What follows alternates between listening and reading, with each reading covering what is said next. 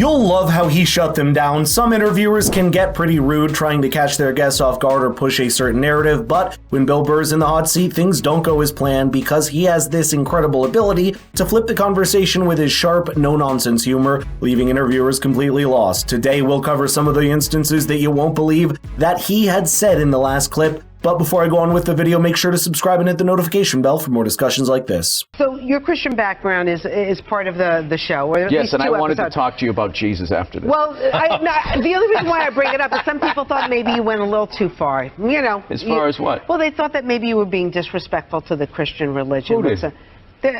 I'm telling you, you need to Google. This is back in 2017 when Bill was promoting the second season of his Netflix show, F is for Family, and let me tell you something, if there was one thing you don't want to do as a reporter, it's come underprepared when interviewing a comedian. These are people who built their career on the quick wit, sharp humor, and ability to think on their feet. If you step into the ring with them unprepared, you're in for a rough ride because they will absolutely tear you apart with their humor. Oh, good Lord. So did you feel you were being disrespectful, or just you were just having fun with some of the crucifixes and stuff like that?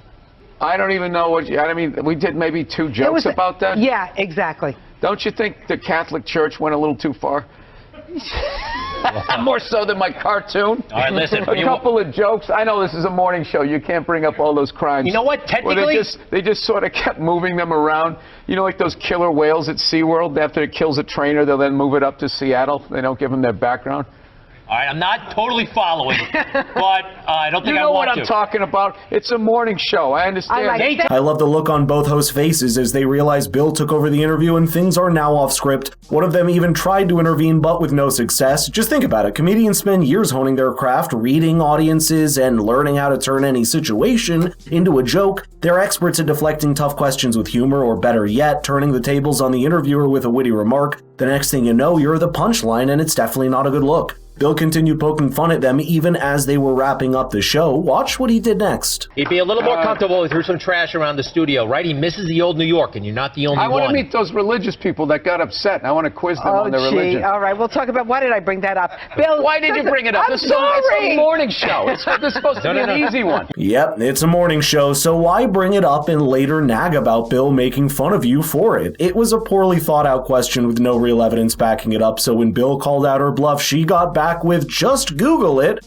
That's modern day journalism for you, I guess. Another thing is comedians have an uncanny ability to make their interviewer look foolish, and if you don't do your homework or phrase your questions with precision, they'll take that opportunity and run with it, creating a viral moment at your expense. What's the moral of the story here? Well, it's always be prepared, especially when you're sitting across from someone who's built a career out of getting laughs. The next one's a major throwback to when Bill appeared on a local Atlanta radio show, and it is pure comedy gold. This is Southside Steve, and this is Southside Steve TV, and this is Bill Burr. That's your question? I'm just saying who you are. Oh, yeah, all right. I don't like you. Creep me out with that big microphone and that country western shirt. Oh, no, this isn't country western. It's like, it's hip now to wear this. This is my nightclub look. Yeah, come on. All right.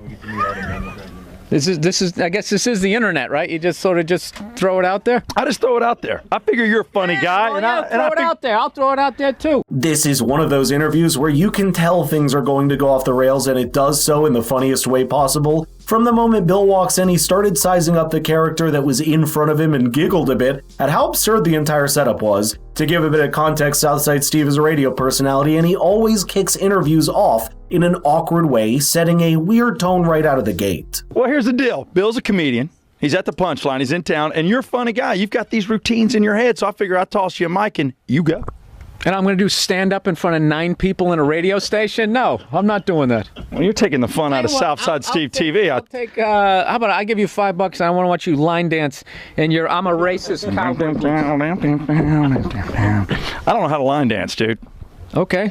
Racist cowboy boots. I threw it out. You don't have any questions. What am I supposed to do? Now, for any regular guest, this might have slid by, but Bill just wasn't any regular guest. What makes this interview so funny is how Bill Burr automatically and systematically dismantled the entire vibe of the show, yet does so in a way that's not outright mean, just brutally honest. By the way, I've noticed you haven't liked and subscribed to the channel yet, so what are you waiting for? Now, the real gold moment comes when Southside Steve tries to regain control by getting the other host to come explain how his interviews work, but that's too late. Burr's jabs are relentless and Steve has no way of recovering from the onslaught. The whole interview becomes a roast while Burr takes the wheel and Steve barely hangs on. Watch how it unfolds here next. I was trying to explain to Bill how you put the mic, warn him that you're going to put the mic in his face without asking him a question. Be prepared for that.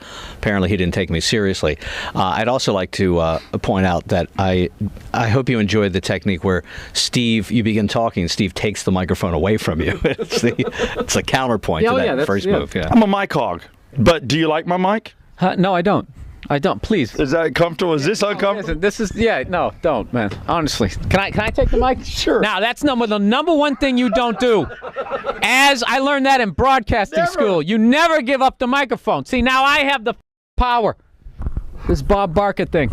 Yeah. You're what is this? Rock 100.5. Mm-hmm. This is the worst interview I've ever done, and he's wearing Stetson cologne or something. It's just really overpowering. How you doing? You know what he looks like? He looks like the first guy who gets his kicked in a Steven Seagal movie. No. The background guy behind the big kingpin. Why don't you handle this?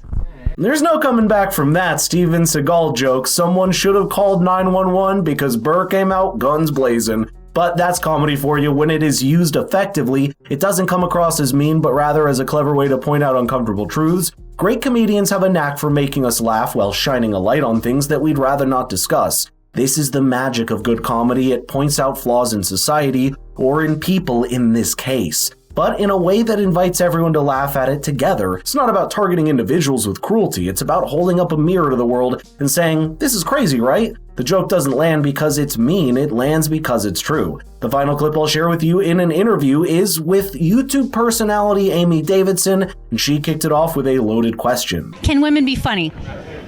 Yeah, of course. Some people have a hard time saying yes, though. There are a lot of angry young men on the internet that are like, women can't be fun. Will you guys just fucking grow up and just sit down and write your own horse and come up with it? Start your own show. Have your own award show. Quit waiting around for other people to do for you. That's the problem. If you guys had your own big club and I was standing outside of it, you'd never let me in. I'd start my own. You guys got to start your own. You got brains in there, right? Yes, absolutely. So write your shit and quit your fucking whining. We're all eating a giant sandwich out here. Nobody cares. I don't care. Asking are women funny is a ridiculous question, and it's a woke narrative that tries to stir up issues where none exist. The idea that there are even needs to be a debate about whether women can be funny is absurd. Comedy isn't about gender, it's about timing, talent, and the ability to deliver material in a way that makes people laugh. And trust me, plenty of women that have been absolutely crushing it in the comedy world for decades. Amy realized that she had to cut it off, but Bill was on the tirade and no one was going to stop him. Absolutely, but I'm an entrepreneur. I'm a white person. Up. It makes no difference whether you got a dick or a all right? Just do what you want to do and hopefully people respond to it.